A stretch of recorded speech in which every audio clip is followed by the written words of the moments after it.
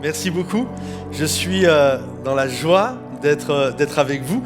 Et effectivement, j'ai un attachement particulier pour le Québec. J'ai vécu là pendant 3 ans et je suis né, alors je te rejoins dans le sens de sang québécois, je suis né, pas spirituellement, mais en tout cas dans le ministère ici au Québec. La première fois de ma vie que j'ai prêché, c'était au Québec et sur la rive sud, là-bas à Longueuil. Et en tout cas, j'ai fait mes premiers pas dans le ministère et j'ai un attachement et une appréciation particulière pour le Canada et le Québec en particulier.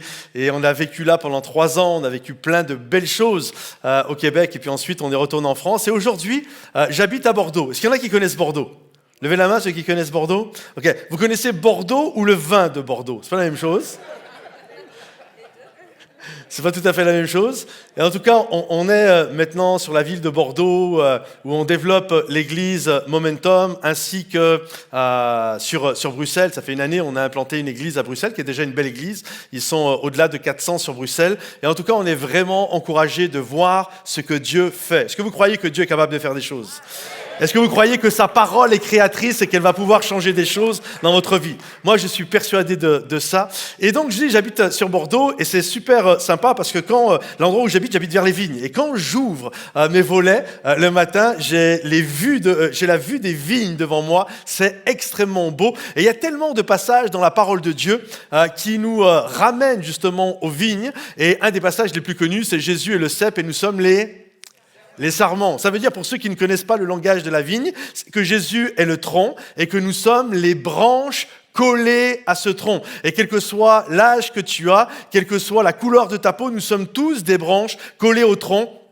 Nous sommes tous issus du même Père Céleste. Alors uniquement pour ce soir, après vous n'aurez plus jamais le droit de le faire, regarde ton voisin et dis-lui « Salut vieille branche !» Je dis « Salut vieille branche !» Après vous n'aurez plus le droit de faire ça, hein. On est tous des branches collées à Jésus et nous sommes alimentés par la sève nourricière de l'Esprit. Et je crois que ce soir, l'Esprit de Dieu va toucher et impacter nos vies et que ceux qui le croient applaudissent bien fort, s'il vous plaît, le Roi des Rois. Je le crois vraiment de tout mon cœur que le Seigneur va faire quelque chose. Est-ce que vous avez un peu d'imagination ? Vous avez de l'imagination, ok ? Un petit peu d'imagination. Alors imaginez avec moi, c'est pas une histoire qu'on trouve dans la Bible, allez pas me tirer une doctrine de ce que je vais dire là, mais juste de l'imagination. Laissons notre imagination un peu partir comme ça. Imaginez qu'il y a un homme qui s'appelle Joe. Et puis Joe finit sa vie ici-bas et c'est une personne qui a donné sa vie au Seigneur et là il se retrouve au ciel. Et lorsqu'il arrive au ciel, il y a l'apôtre Pierre qui le voit et il est très content, il l'accueille et viens avec moi Joe. Et Joe il est là, waouh c'est génial, c'est beaucoup plus beau que ce que je m'imaginais, vraiment le ciel, c'est un truc de fou, comment c'est extraordinairement beau. Et là il dit c'est quoi le programme ? Et Pierre lui dit écoute je vais t'amener dans une sorte de grand réfectoire et là tu vas voir il y a Jésus qui va te faire un accueil, il va y avoir les gens que tu as aimés et qui t'ont devancé au ciel, tu vas voir également Élie, Moïse, l'apôtre Paul, Pierre, Déborah, Esther, etc. Waouh! Et là il est vraiment content et donc ils y vont. Et alors qu'ils sont en chemin, Joe voit une sorte de grand hangar. Il dit mais c'est quoi ce truc? Il dit à Pierre c'est quoi ce grand hangar-là. Et là, Pierre lui dit, tu vois, c'est le dépôt de toutes les bénédictions. Il dit, ah ouais, c'est un truc de fou, je peux regarder, je peux voir, on peut rentrer dedans. Il dit, ouais, bien sûr, viens, on rentre. Et là, il rentre à l'intérieur et il voit des allées, mais c'est à perte de vue, c'est vraiment des kilomètres et des kilomètres de partout, des rayons avec des noms inscrits sur chaque rayon. Il dit c'est quoi ? Ben voilà, chaque rayon correspond à une personne et c'est toutes les bénédictions. Il y a des boîtes dans toutes les étagères comme ça. Il dit ah ouais. Et là il voit les noms. Il dit il y a un rayon là juste pour moi, un couloir juste pour moi. Il dit ouais bien sûr viens voir. Et là il l'amène au rayon de Joe. Et là Joe voit des boîtes ouvertes. Il commence à regarder les boîtes ouvertes et à l'intérieur il voit des bénédictions qu'il a eues. Il voit, je me souviens mon mariage. Ça, c'était un jour de bénédiction extraordinaire. Waouh, magnifique. Et là, il voit une autre boîte. Je me souviens aussi, on avait prié Dieu tellement fort pour qu'il nous donne une maison. Je me souviens, je l'ai dit à tout le monde que cette maison, c'était la bénédiction de l'Éternel. Puis là, il voit une autre boîte, il dit, ah ouais, ça c'était une bénédiction. Moi, je croyais que c'était de la chance. Genre, j'étais dans la galère et je trouve 20 euros, 20 dollars par terre. Moi, je croyais vraiment que c'était de la chance. Non, c'était une bénédiction. Et là, il en voit plusieurs. Puis d'un seul coup, il regarde. Puis il voit plein de boîtes fermées avec son nom. Il dit, c'est quoi ça? Puis il commence à ouvrir les boîtes. Il dit, mais je ne l'ai pas eu celle-là. Je ne l'ai pas eu celle-là. Et celle-là, je ne l'ai pas eu. Et là, Pierre lui dit, écoute, tu vois, toutes ces boîtes sont toutes des bénédictions qui t'étaient réservées, mais que malheureusement, à cause du doute, à cause de la peur, à cause de l'inquiétude, à cause parce qu'à un moment, tu n'as pas voulu sortir de la barque et faire ce que le Seigneur te demandait, à cause de tes croyances parfois limitantes, tu n'as jamais obtenu ces bénédictions. Voilà, c'est la chute de mon histoire. Le titre de mon message est le suivant ce soir, « Ne vous contentez pas de peu ». Ne te contente pas de peu. Est-ce que vous croyez que Dieu a des bénédictions en réserve pour chacun d'entre nous? Et souvent, on se contente de peu alors que Dieu veut nous bénir. Et j'espère que ce soir, il y a un peuple qui est là, qui est dans ce lieu et qui déclare « Je veux plus, le Seigneur a plus pour moi. Je crois que Dieu a des bénédictions en réserve depuis toute éternité et je désire m'en accaparer dans le nom de Jésus.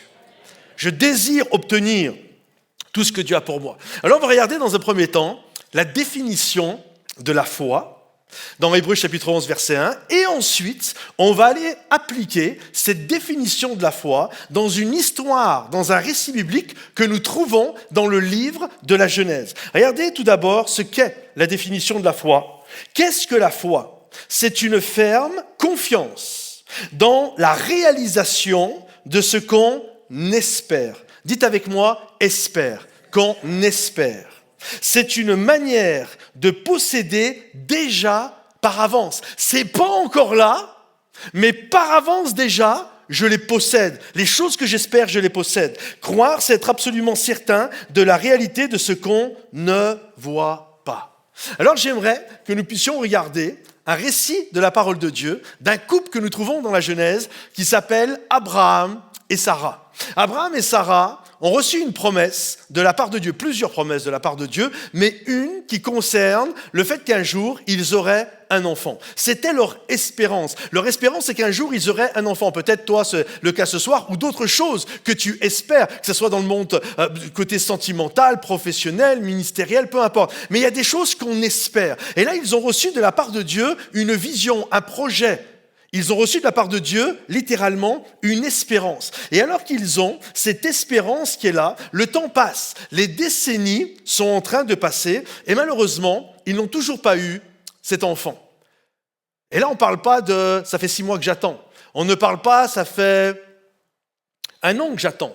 Là, on parle de plusieurs décennies d'attente. Et là, ils se disent, ok, bébé n'arrive pas, alors on va prendre les choses en main, on va se fabriquer son propre miracle. Est-ce que ça vous est déjà arrivé, certains, de vous fabriquer des miracles? Vous savez que Dieu a prévu quelque chose pour vous, ça n'arrive pas, ok Seigneur, tu le fais pas, je vais le faire. Et là, c'est vraiment ce qu'ils vont faire. Ils vont, Sarah et Abraham, concocter une histoire. Ils ont une jeune servante qui s'appelle Agar, qui est une Égyptienne, qui est en âge, qui est une jeune femme, qui est en âge d'avoir des enfants. Sarah est rendue vieille. Et donc, ils se disent, je vais prendre Agar comme concubine et avec elle, je vais avoir un enfant. Et effectivement, un enfant est arrivé du nom de Ismaël.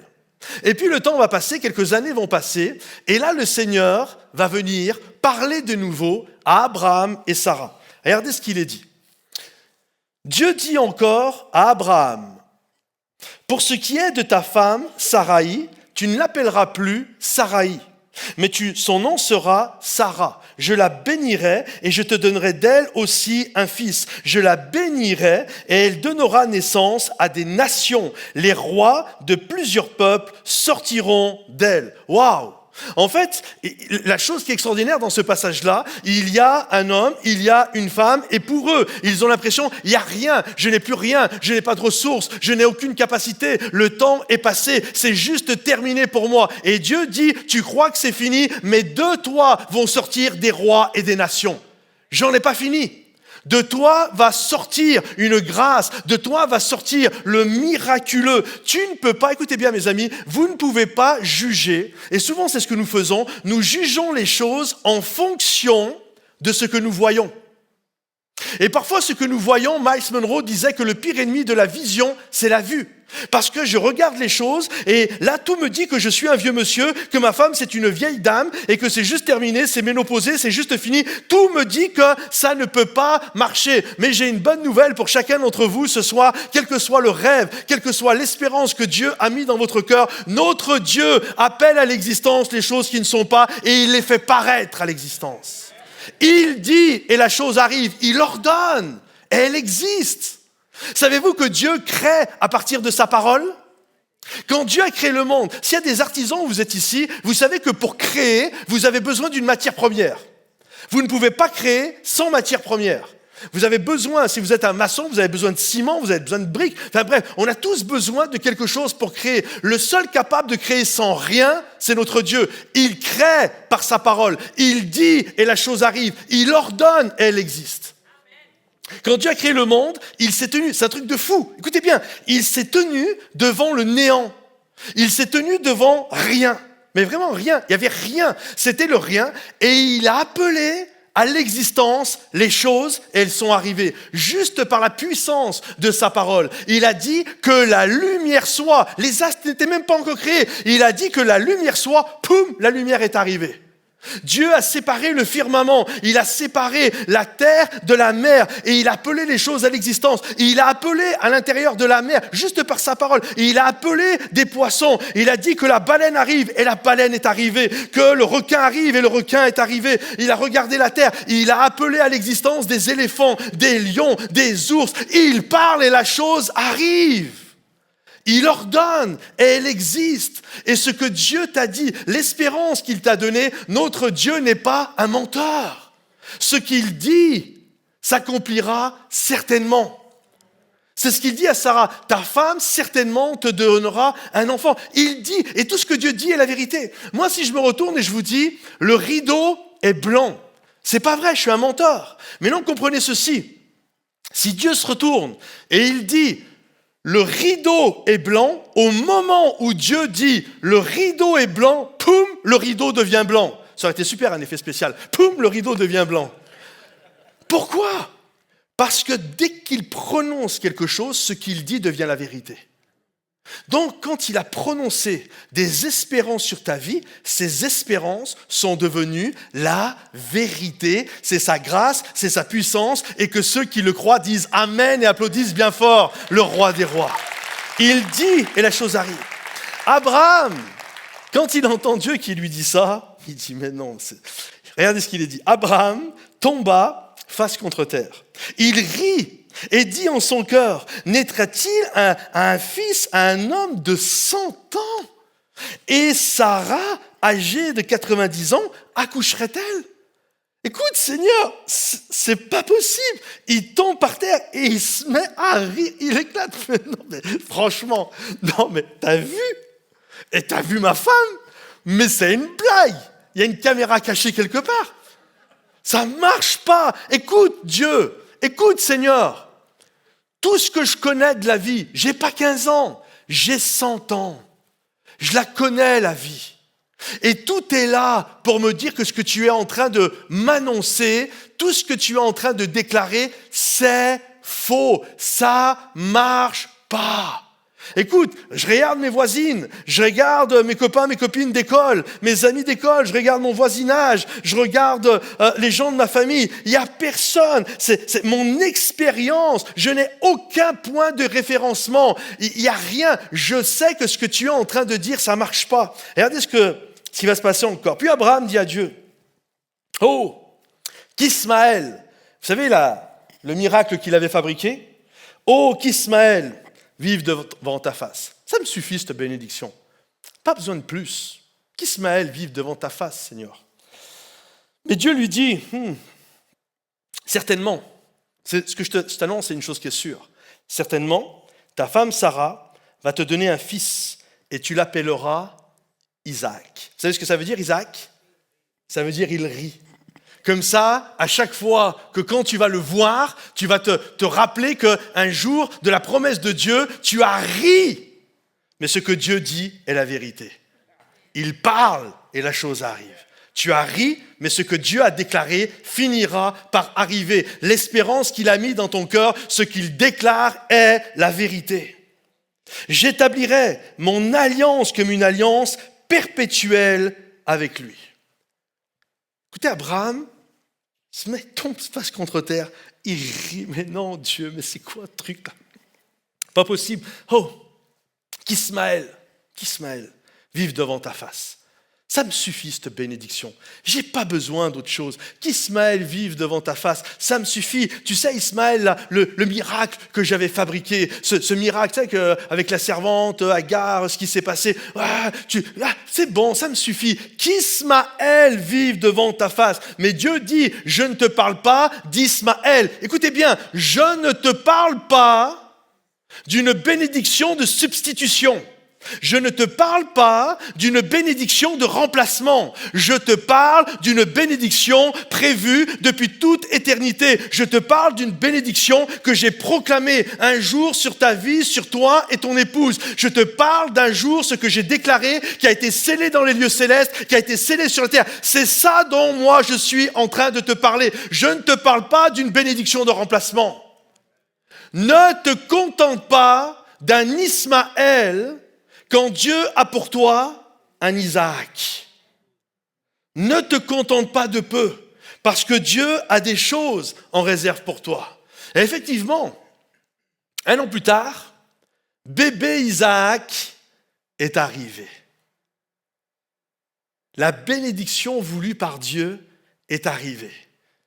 Je t'encourage, mon frère, ma sœur, mes bien-aimés, je vous encourage aujourd'hui à ne pas vous contenter de bénédictions, de substitutions, mais d'être des hommes et des femmes qui vont saisir les paroles que Dieu a prononcées sur leur vie, sur ta vie, parce que Dieu n'est pas un menteur pour mentir. Dieu, c'est un Dieu qui ne ment pas, et c'est pas parce qu'il a une haute moralité qu'il ne ment pas, c'est parce que c'est contre sa nature de mentir. Dieu ne peut même pas mentir, il n'a même pas cette capacité, ce n'est pas dans la nature de Dieu, il ne peut pas pécher, il ne peut même pas être tenté par le péché. Donc, quand Dieu déclare quelque chose, ce qu'il déclare est la vérité. Et la chose que nous sommes appelés à faire, c'est de croire en sa parole, dans les choses qu'il a mis en espérance dans ma vie. Laissez-moi vous redonner la définition de la foi dans une version plus connue que la première que j'ai prise, la version seconde. Or, la foi, je suis persuadé que c'est celle-là que vous connaissez tous, or, la foi est une ferme assurance des choses qu'on espère, une démonstration de celles que l'on ne voit pas. Alors laissez-moi un instant vous parler de la foi. Vous savez, la Bible nous dit que nous sommes sauvés par le moyen de la foi. Ça veut dire quoi? Ça veut dire que la foi est un moyen. L'espérance, c'est le salut. Mon espérance céleste. Okay? Et la foi est le moyen, faire confiance en ce que Dieu me dit, faire confiance en la parole de Dieu, est le moyen pour obtenir l'espérance que Dieu m'a donnée. Je suis venu ici ce soir, mon espérance était de pouvoir vous prêcher ce message. Je suis venu dans ce lieu et j'étais tout à l'heure dans mon hôtel et on est venu me chercher et je suis venu par le moyen d'une voiture.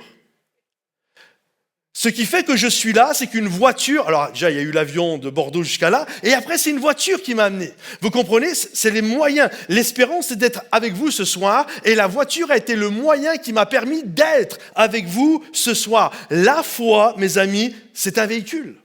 Et on voit dans Hébreux chapitre 11, on voit que c'est par la foi, par le moyen de la foi, qu'ils ont obtenu ce qu'ils ont obtenu.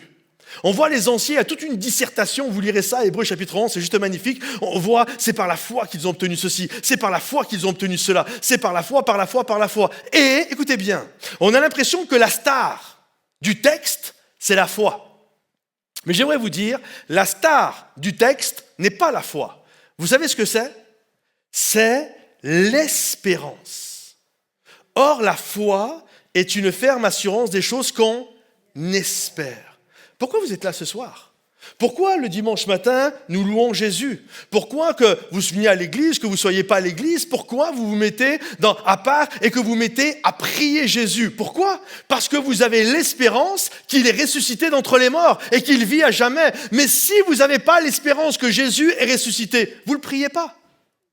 Vous comprenez? C'est l'espérance qui active votre foi et qui place votre confiance dans ce que vos yeux ne voient pas. C'est parce que j'ai l'espérance que Jésus est ressuscité, il a vaincu la mort, il vit à jamais. J'ai cette espérance qu'il est à la droite du Père et que lorsque je prie, il entend ma prière. Et parce que j'ai cette espérance, ma foi est activée et je prie avec foi, confiance et assurance. L'espérance, c'est littéralement l'essence de la foi. Écoutez, j'ai mis ceci. Si la foi est la ferme assurance des choses que j'espère, alors l'espérance est la pierre angulaire du texte et la foi est le soutien. Comprenez-vous? On a une espérance. Vous avez tous des espérances ici. Que ce soit un jour vous marier, avoir un enfant, développer tel type de ministère, monter votre société, votre entreprise, développer ceci, développer tout ça. On a une espérance. L'espérance, c'est comme la vision. Espérance, vision, objectif, but, goal, appelle ça comme tu veux. C'est l'espérance. Dieu t'a donné une espérance, ok? Et la foi, c'est ce qui va t'aider à t'emparer de l'espérance que Dieu a placée en toi. Et si tu n'as pas l'espérance, la foi ne fonctionne pas. Quand je discute avec des gens et que je m'aperçois qu'ils perdent espoir dans leur couple, qu'ils perdent espoir dans leur ministère, je sais que ça devient compliqué. Parce qu'il faut réactiver l'espérance, que Dieu n'est pas mort, qu'il est ressuscité et qu'il est capable de faire ce qu'il a dit. Je me souviens quand j'ai vécu donc 3 années ici au Canada. J'ai fait mon école biblique là-bas, ici à Longueuil, et j'étais à l'église Nouvelle Vie, je me souviens à l'époque, et le week-end, je sortais, j'allais prêcher dans des différentes églises ici, et ça se passait bien, et j'étais très heureux. Et un jour, je sens Dieu qui m'appelle à revenir en France. Il dit voilà, il faut que tu ailles en France, etc. Et je me souviens, ça n'a pas été une bonne nouvelle pour moi. Je me souviens tout le temps, j'étais dans une réunion de jeunesse, et j'étais là, assis sur ma chaise, et j'entendais Dieu qui me parlait, qui me disait, il faut que tu retournes en France. Et moi, dans mon cœur, je dis, non, Seigneur, je ne veux pas y aller en France. Ils ne sont pas gentils, les Français, je ne veux pas aller en France. Non, je ne veux pas, ce n'est pas l'endroit où je veux aller, la France. En plus, je vais travailler avec des pasteurs qui ne vont pas être gentils non plus, je ne veux pas. En fait, je n'avais pas du tout envie de retourner en France. Mais le Seigneur me dit, c'est là que je t'appelle. Alors, j'obéis à Dieu. J'écoute, Seigneur, je te fais confiance. Et donc, on retourne en France. Et là, je vais travailler dans une église à côté de Lyon qui s'appelle Givors, avec, pour ceux qui connaissent, le pasteur Éric Sellerier. Et je commence à travailler dans cette église-là. Et là, je monte un groupe de jeunesse, nouvelle génération. Et un truc de fou. On était 10 jeunes à ce groupe de jeunesse. Même pas 6 mois plus tard, on était 180, 150, 180 jeunes. Il y avait plus de monde à la réunion de jeunesse même que le dimanche matin, pour vous dire l'embrasement qui avait pris place à Nouvelle Génération. Et là, j'étais là, ouais Seigneur, merci Seigneur, j'ai bien fait de t'obéir Seigneur, toi tu sais toutes choses. Quand ça marche bien, on est à fond. Sauf que ce que je redoutais est arrivé. Dans l'église, il y a 2 groupes qui ont commencé à se disputer, à se faire des querelles. Mais vraiment, c'était violent. Vraiment violent, ça a cassé l'église en 2. C'est quelque chose de terrible. Et forcément, moi j'étais le pasteur de jeunesse. Donc ce qui se passe chez les adultes, même si le groupe de jeunesse fonctionnait bien, ce qui se passe parmi les adultes finit par arriver dans le groupe de jeunesse. Et là, je me souviens, j'étais dans mon bureau de pasteur de jeunesse. C'était plus un placard qu'un bureau, c'était tout petit. Et j'étais là, je disais, Seigneur, je le savais, ils ne sont pas gentils dans ce pays. Pourquoi tu ne m'as pas envoyé à New York ou je ne sais pas. J'étais dépité. Je perdais espoir. Je dis, mais c'est pas un bon pays, la France. Ils aiment pas Dieu. Ils aiment que la grève, Seigneur. Ils aiment pas Dieu, c'est pas possible. Vraiment, j'étais dépité là dans mon petit placard. Et Dieu, c'est vécu une des plus belles expériences de ma vie. Dieu me parle, il me dit, ouvre ta Bible. Dans 1 Roi 17, 18, j'entends, c'est une des plus belles expériences que j'ai vécues dans ma vie. Et 1 Roi 17, 18, là je commence à lire, c'est l'histoire d'Akab, Jézabel, Élie le Tishbite, etc. Juste pour vous donner un peu le contexte, il y a une fille, la fille du roi de Sidon qui s'appelle Jézabel, que Akab, le roi d'Israël, va prendre comme épouse. Et quand elle va venir avec toutes ses divinités, les Baals, les Astartés, les choses comme ça. Et elle va mettre ça en place en Israël. Et à cause de ça, le prophète Élie va aller voir Akab et il va lui dire, afin que vous sachiez qu'il n'y a qu'un seul Dieu en Israël, c'est l'Éternel que je sers, il n'y aura ces années-ci ni rosée ni pluie si ce n'est à ma parole. Et là, il part. Et effectivement, le ciel devient des reins. Le ciel se ferme. Plus rien du tout. Et là, il y a plusieurs épisodes. Et à un moment donné, Dieu l'envoie chez une petite veuve à Sarepta. Et là, il arrive chez cette veuve à Sarepta, alors qu'en Israël, ça fait plusieurs années qu'il y a une sécheresse totale. Et il arrive, elle aussi, elle est frappée à Sarepta. Il arrive là-bas, Sarepta qui est dans le territoire de Sidon. Donc, le pays de Jézabel, là où on prie les Baals et les Astartés. Donc, il arrive chez cette femme-là. Et cette femme, elle est dans un désespoir, un dénuement total. La Bible nous dit, elle a juste un peu d'huile, elle a juste un pot de farine, elle a de quoi faire un petit biscuit, et elle mange ça avec son fils, c'est une veuve, et ensuite, elle attend la mort. Et là, Élie va lui donner une parole de la part de Dieu, elle va avoir confiance dans la parole que Élie va lui donner, elle va placer son espoir dans la parole que l'homme de Dieu est en train de lui donner.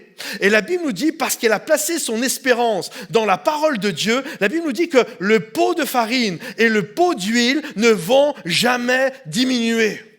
Et ce que Dieu m'a dit, et c'est ça qui m'a fait sauter de joie et danser dans tous les sens dans mon bureau, il me dit, tu vois, d'un côté, tu as le peuple d'Israël qui habite dans le pays, c'est les enfants de la promesse qui vivent dans le pays de la promesse, qui vivent dans le pays où coule le lait et le miel, mais parce qu'ils ne placent pas leur espérance en Dieu, le ciel est fermé. De l'autre côté, tu as une femme qui est dans le mauvais pays, le pays de Baal, le pays de Jézabel. Elle est pauvre, elle est veuve, elle est dans le dénuement, elle n'a rien, elle est entourée d'impossibilités, mais parce qu'elle met sa confiance et son espérance en Dieu, littéralement, elle va vivre la bénédiction de l'Éternel sur sa vie. Ce n'est pas une histoire de pays, mes amis.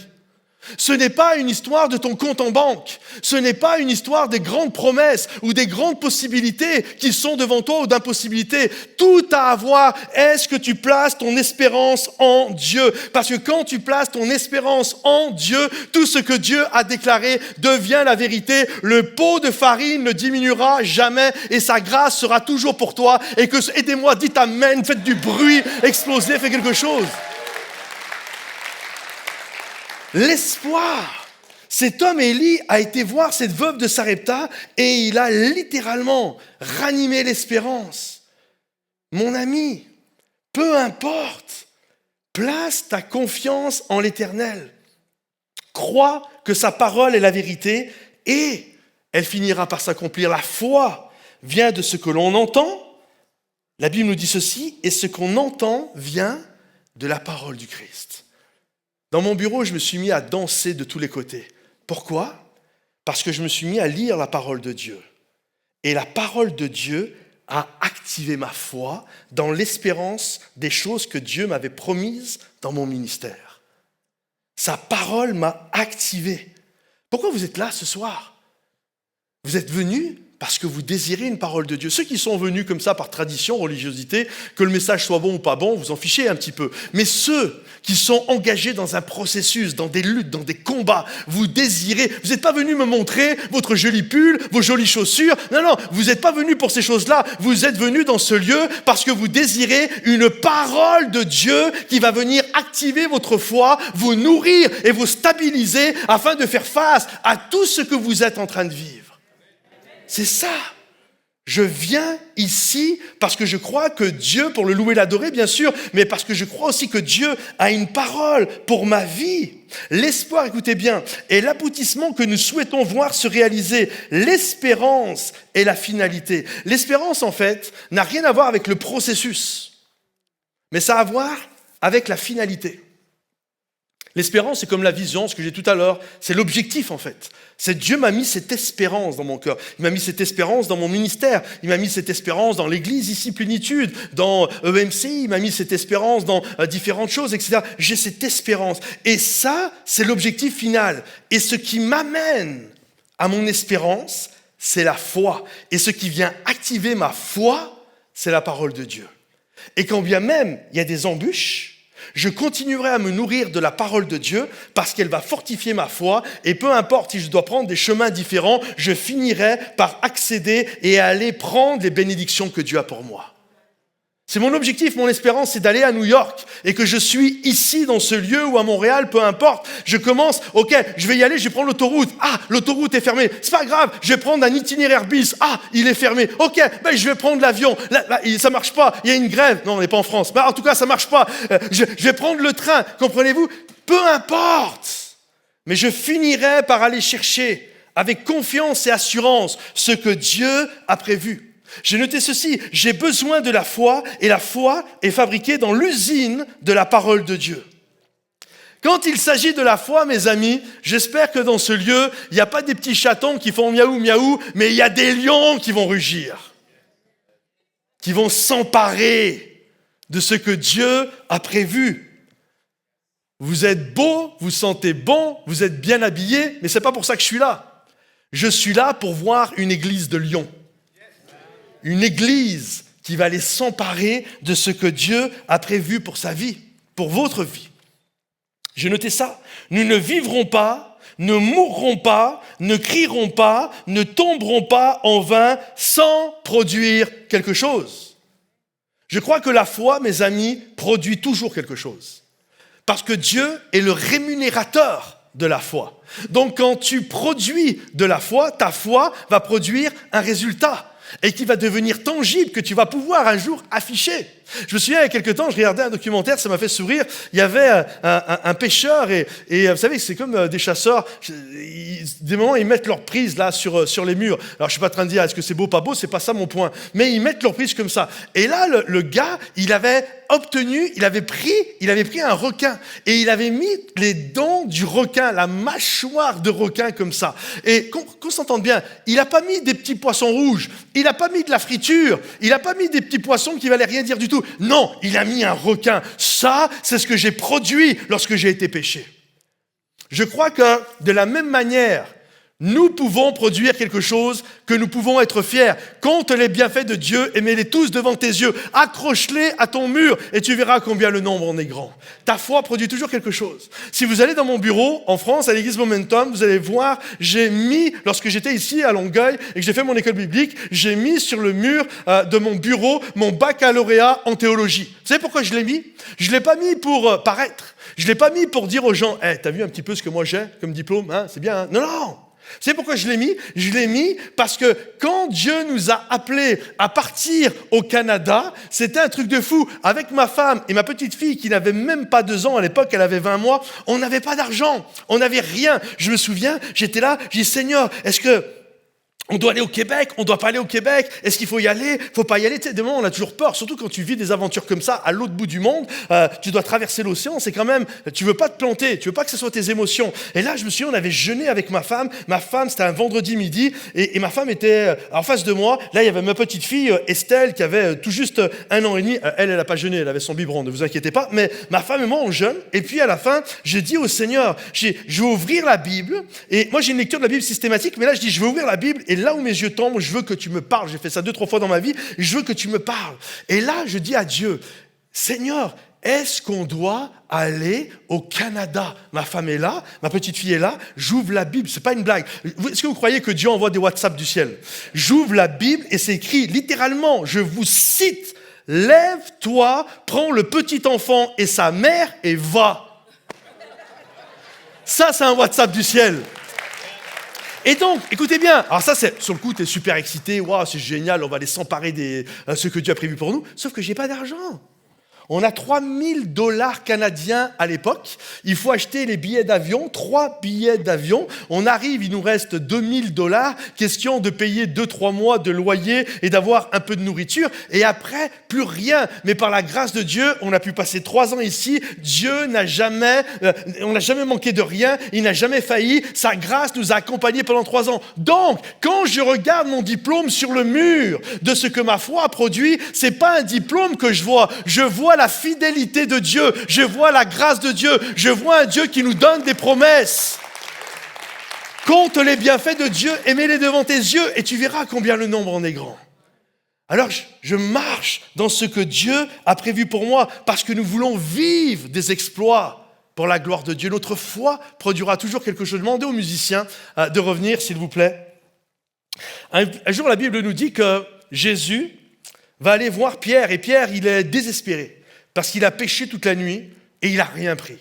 Il n'a rien pris du tout, c'est le petit matin, il est fatigué, il est en train de nettoyer les filets et c'est fini, on plie tout ça et puis je vais me coucher, j'en ai marre, c'est terminé. Et là, Jésus arrive. Est-ce que vous croyez que quand Jésus arrive dans la place, tout change? De la stérilité, ça passe au miracle total, à la pêche miraculeuse. Et Jésus monte sur la barque, il fait un discours, et puis ensuite il est dit ceci.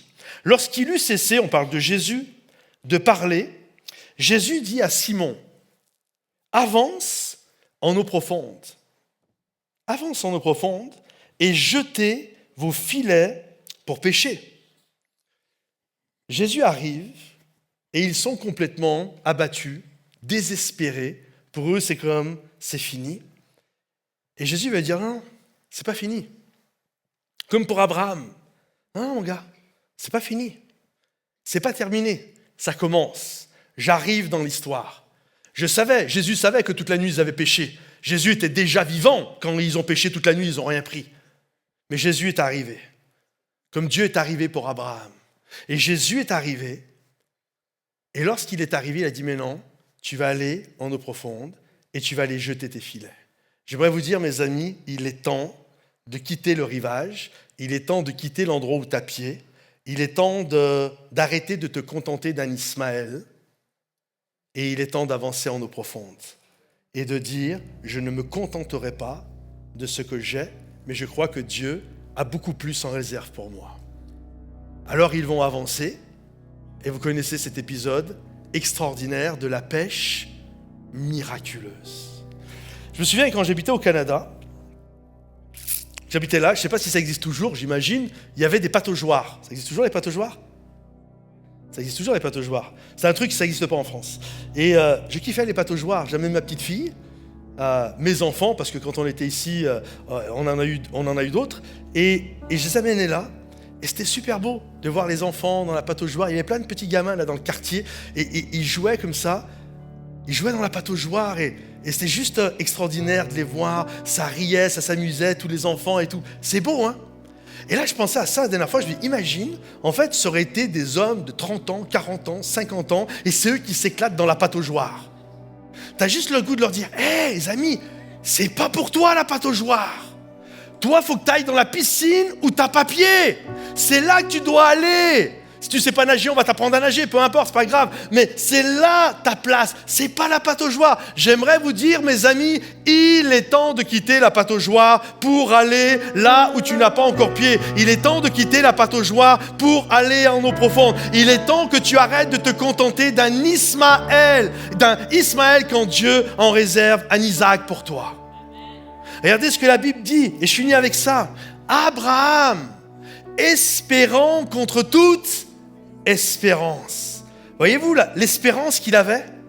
Espérant contre toute espérance. Il crut en sorte qu'il devint père d'un grand nombre de nations, selon ce que lui avait été dit, celui qui lui avait été dit, telle sera ta postérité. Espérant contre toute espérance. Non, je ne me contenterai pas d'un Ismaël quand Dieu a pour moi un miracle, quand Dieu a pour moi un Isaac, et que ceux qui le croient disent Amen et acclament bien fort le roi des rois. Est-ce qu'on peut se lever à notre place, s'il vous plaît ?